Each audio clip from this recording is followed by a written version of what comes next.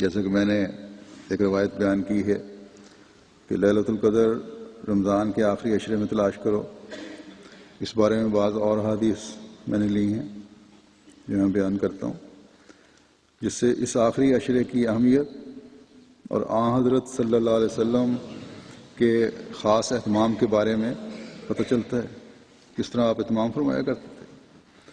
حضرت عائشہ رضی اللہ تعالیٰ عنہا سے روایت ہے کہ جب رمضان کا آخری عشرہ شروع ہوتا تو نبی صلی اللہ علیہ وسلم اپنی کمر کس لیتے اور رات بھر جاگتے رہتے. یعنی نیند بہت کم ہوتی ہوگی، سوتے تو تھے کچھ لیکن بہت کم نیند، اور اپنے گھر والوں کو بھی جگاتے.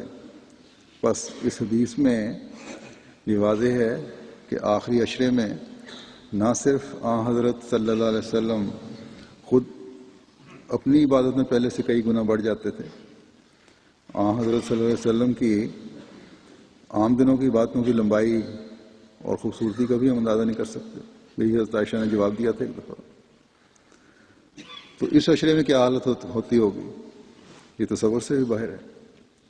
اور پھر جو انعامات کی اور فضلوں کی بارش خدا تعالیٰ کی طرف سے ہو رہی ہوتی ہے، جس کا سب سے زیادہ فہم و ادراک آن حضرت صلی اللہ علیہ وسلم کو ہی تھا، یا جو اللہ تعالیٰ کے فضلوں کی بارش اس عشرے میں ہوتی ہے، آپ یہ کس طرح برداشت کر سکتے تھے کہ میرے اہل خانہ اس سے محروم رہیں.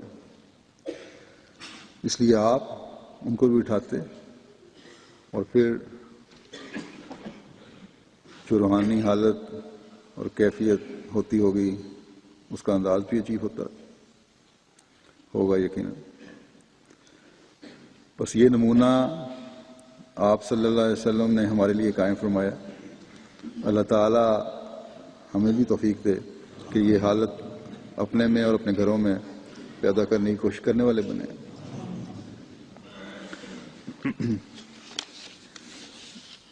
یہی کیفیت ہے جب ہم اپنے پرتاری کریں گے تو ہماری مغفرت کے بھی سامان ہو رہے ہوں گے اور حقیقی مومن بھی کہلا سکیں گے.